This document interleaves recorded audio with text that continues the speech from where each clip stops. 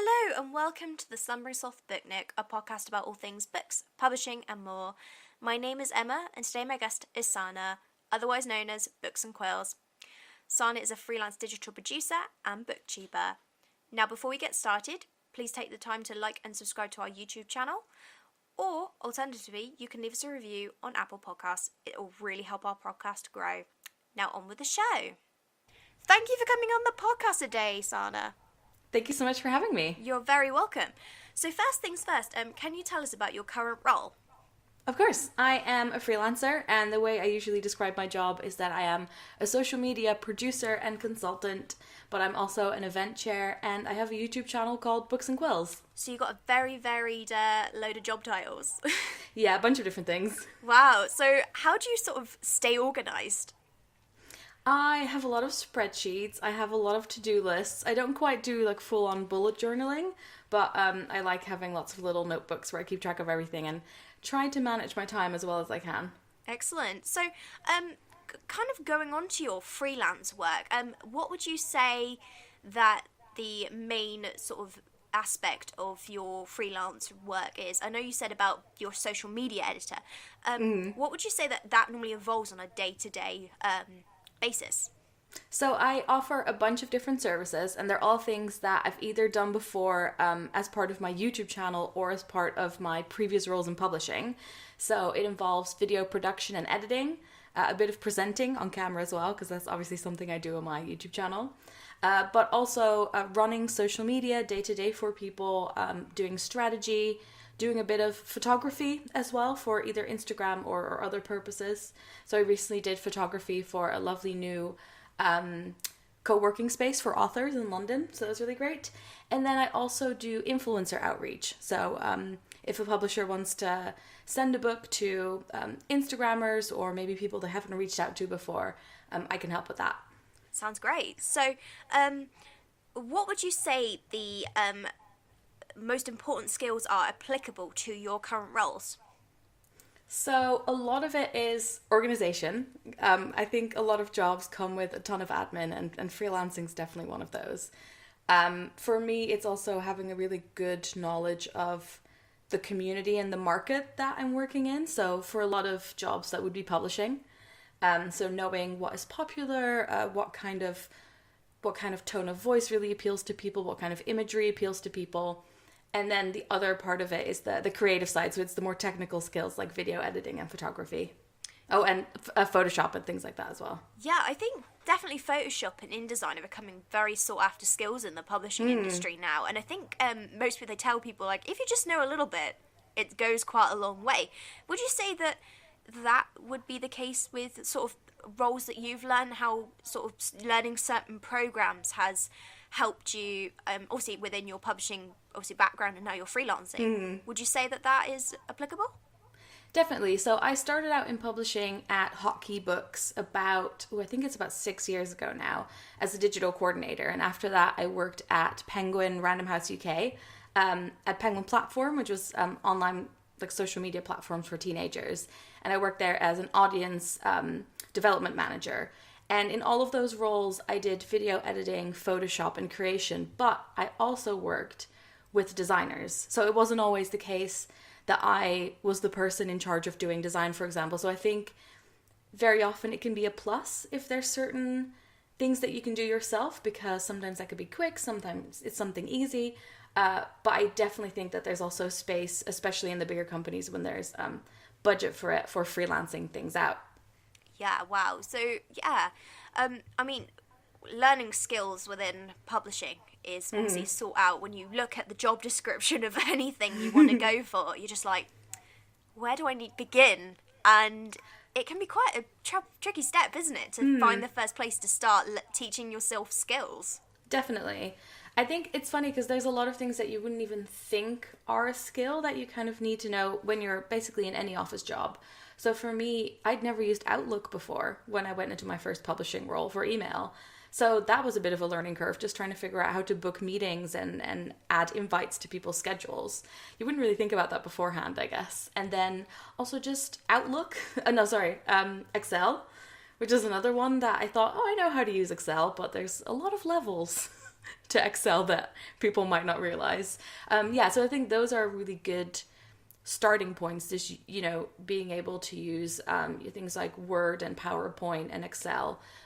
It's always good to be in practice with those, because sometimes as well people who are at higher levels in the company might not be as proficient with those because they haven't had to use them for a while. Yeah, of course. It's just always keeping ahead with all the updates as well with software. Mm-hmm, yeah. And then for me, it's been really helpful getting to know the Adobe suite. So anything from, like I said, Photoshop, Illustrator, InDesign, anything like that. But there's also definitely good alternatives to that if you want to practice. So things like PicMonkey and Canva. If you can make a really good event invite in Canva, that is great as well. So I think it doesn't have to be as terrifying as it might sound. Yeah, I know. I definitely have tried using InDesign, and it is terrifying. Once you first open it, you're like, there's so many tools. Yeah. You're just you're panicking, going, what is happening? Nothing makes sense. But you get there eventually. I find it's just all learning, isn't it? And it's really nice as well that there's some free tools that you can practice with, and then when you feel ready for the next step, maybe you can move on to that. But yeah, a lot of it is just following tutorials and learning what you need to learn in that moment. You can't really start by learning it all. So, figure out one thing you might want to learn and then just take it step by step. Absolutely. So, kind of moving on, obviously within your freelance work, how do you think that your sort of publishing experience has helped you vastly with your freelance work? For me, it gave me so many contacts, obviously, and it's given me a really good body of work that I can use for my portfolio. But then in the same way, my YouTube channel has also helped for both things. So I think I have had my YouTube channel for about 10 years, so I have a lot of experience in that field. And when I had just graduated from university, I studied English language and culture in the Netherlands. I didn't think I had any experience, not realizing that my YouTube channel actually was very relevant experience. That really helped me to get into publishing. And then obviously I picked up a lot more skills as well within publishing, and now I can combine those two in my freelance career, which is really nice. That's great. So, as I said, moving on slightly, I remember watching some of your videos when you were first moving to London and trying to find a publishing job, and that must seem like a lifetime ago now. It really does. I think it's been about 7 years, which is just mad. Yeah, definitely. And it's crazy to see how time flies, doesn't it? Mm-hmm. So, obviously, being in that position and trying to get into the publishing industry, but obviously now you're freelance, so you've got, control, you've got to where you wanted to be, haven't you, and stuff like that. So what advice would you give to someone wanting to begin a role in publishing or even freelancing, just where to start? I didn't even realize that I was interested in becoming a freelancer as well. I was really happy working in publishing, and when I was looking for the next challenge, that was kind of the thing that interested me the most. And I definitely don't want to say that I'll never go, back to working full-time in publishing, but for now I'm very happy being a freelancer. But I think what would be really helpful, and it's something that I did very slowly as I started looking for roles in publishing, and I probably should have done it a bit more, is really find out as much as you can about the industry within reason, obviously. Following people on Twitter and Instagram, following different publishers, signing up to their newsletter, just getting a good idea of what the conversation is at the moment. What are people reading? Which authors are people excited about? But also, what are people that work at publishing houses and authors talking about on Twitter? What are the topics that they're interested in? I think that's a really nice way to get a bit of an idea of what kind of community it is and what kind of conversations are going on. And then also really researching all the different roles and thinking about what might suit you best. Because I think there's always, those handful of roles that people know about. Everyone wants to get into editorial, everyone wants to do these specific roles, but there might actually be something that you haven't thought about yet that is also a role in publishing that might be really well suited to you. Yeah. I mean, we've said time and time again on the podcast that Twitter is vital if you want to go into publishing or any creative industry, because it's a fantastic network. And I've met so many people in actual real life through the publishing Twitter sphere, or people trying to get into publishing. And people are fantastic. They're so lovely. They will support you wholeheartedly. If you're trying to get somewhere, they'll give you advice on how to write cover letters or whatever. Really, if you just need a bit of a pick me up, then people will spur you on. But I don't know if you found that as well, that it's overwhelmingly kind and just lovely. And I did find, before I started working in publishing, I just found it really hard to figure out what it was like, what did an office look like, etc. And so that really helped me get a better picture of it and connect to it a lot more. And yeah, I started going to book launches because of my YouTube channel before I worked in publishing, and that's when I got to meet people face to face that I'd been talking to on Twitter. And that was a really, really lovely experience. It also made me realize how small the publishing industry is. It really, really is tiny. Yeah. It's just crazy when you meet that person in real life, isn't it, on Twitter? I don't know if you get the same thing. You're just like, you're this person. Okay, you look nothing like your profile picture. I'm like, yeah, because that was taken on a good day. YouTube is a lot easier because you already have heard the person speak, you've seen them on video, so then when you meet them, usually the surprise isn't that big. But yeah, it's very different with Twitter because sometimes people, don't have pictures of themselves. Their username's a very different name, so it always takes a little bit more time to figure out who's who. Yeah, definitely. I've definitely gone to a few SYP events. You're matching up these persons to whatever. Yeah. So we're gonna go on to Booktube now, and I know we touched on it briefly about how Booktube's helped your career and your skills, but how much has it helped you get to where you are now? I think it's been a massive, massive help, and actually it still is. When I started making YouTube videos, it was because I watched the Vlog Brothers, John and Hank Green. John Green, obviously a very famous YA author as well. Oh, and Hank Green, now also an author. And I loved what they talked about, and I wanted to be part of that community. So when I started making videos, it was in an effort to be part of that community.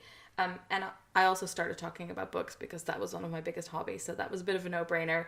And my username was Booksandquills, which I fortunately 10 years later still like. Not everyone is that lucky because a lot of people end up changing their usernames. But I think, I learned how to edit videos, which I had never done before starting a YouTube channel. I learned things about what people like about a video, like what interests them, what topics do they like to talk about, but also just very simply how to pitch a book. How do you describe a book in a way that makes someone want to read it? And then just things from like learning how to design a thumbnail. So a lot of technical skills, but also sort of community insight and people skills and presenting, which is also something that a lot of people find very hard. So I do a lot of author panels and presentations and things like that, and YouTube really, really helped me with that. Yeah, it sort of builds kind of your confidence. Definitely. Yeah, absolutely. And you don't realise how big Booktube has got now. It's just massive now, isn't it? It really is, yes. Yeah, definitely. And it's always exciting to see new people coming in as well, because I have a big group of Booktube friends, but I think there's new people joining every day, and it's fun going to events and kind of meeting new people.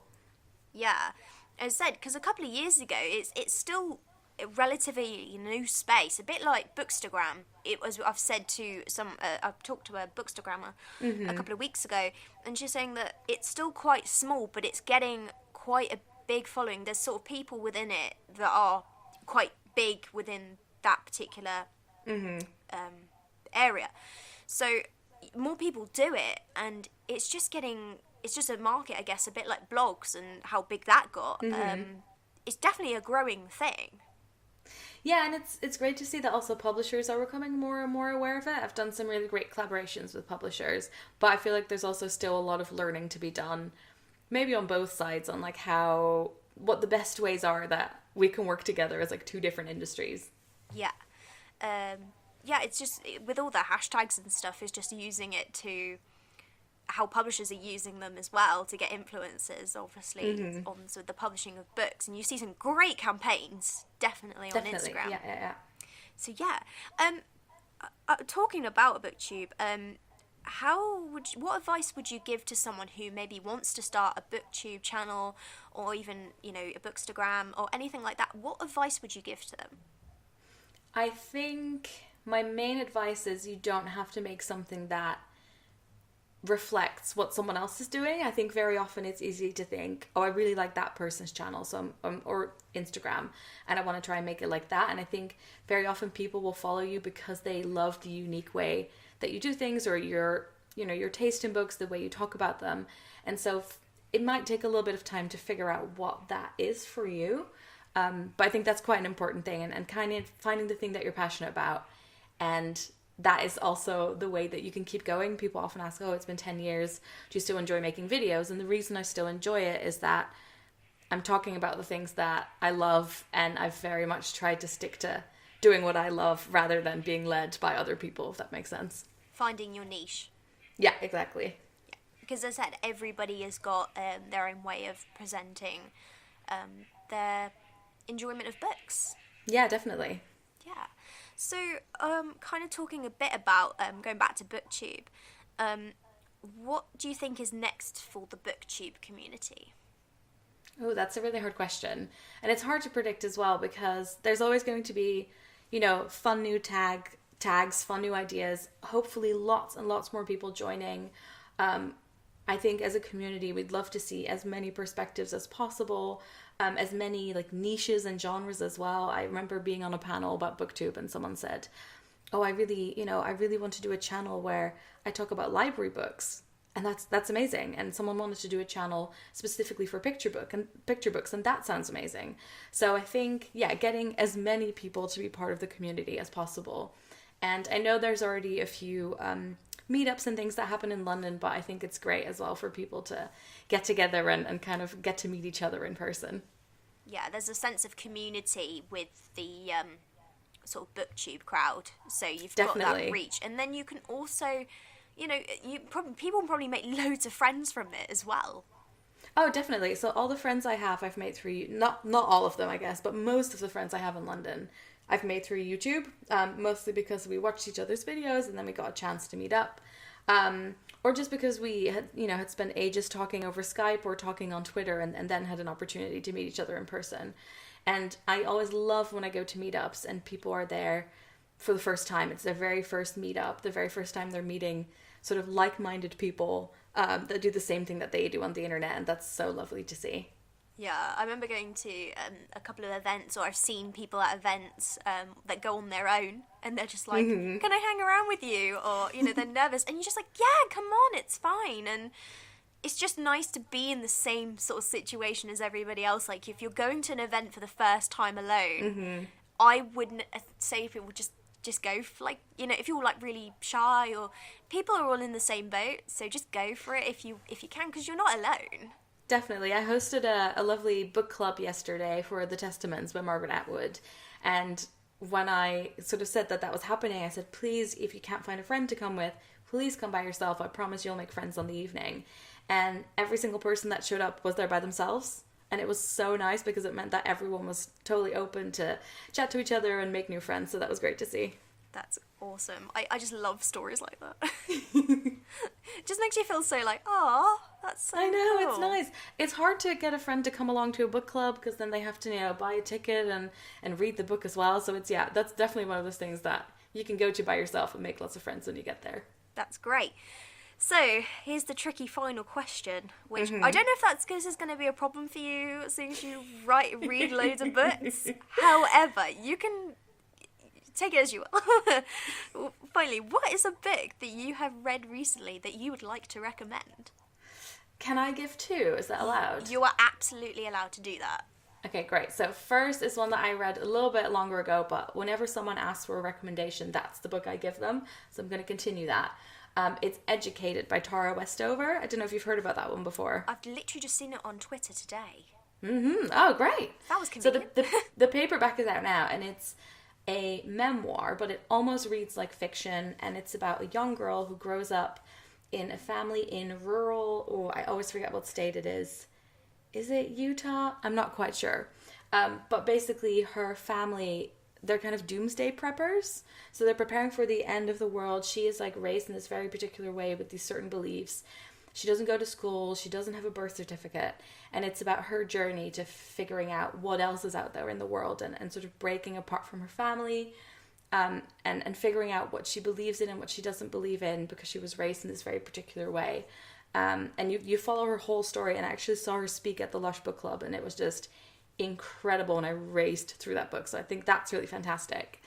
And then I also want to recommend a more recent read, and I actually did, I was part of the campaign with the publishers for this, and I had so much fun working on it. I feel so lucky when I get to read a book and work on it for a campaign. It's a book that I absolutely love, and it's The Deathless Girls by Karen Millwood Hargrave. Don't know if you've heard about that one. No, have not.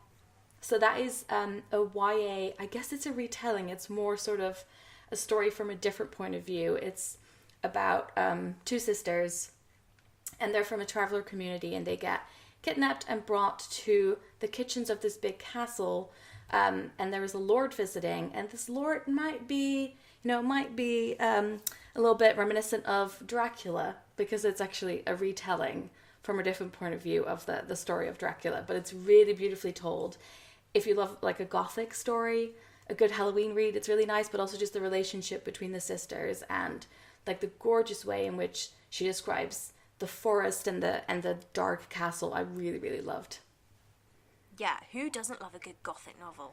Exactly. And it's the time for it. Yeah, no, gothic is one of those genres that is fantastic, and there's so many variant types of gothic novels, so if you don't like one, there's definitely something you can Exactly, find. and there's more and more retellings and sort of reimaginings coming out as well, which is great. Oh, yes. I think one of my favourites I read on a module last year was The Italian by Anne Radcliffe. And if anyone's never read Anne Radcliffe, you need to read Anne Radcliffe. I haven't actually. Oh, she's so good. She was an author back in the, I can't remember, 18th century? But yeah, she wrote some cracking gothic novels. And Amazing, I'll add it to the list. go for it. Absolutely. That's my recommendation for the day.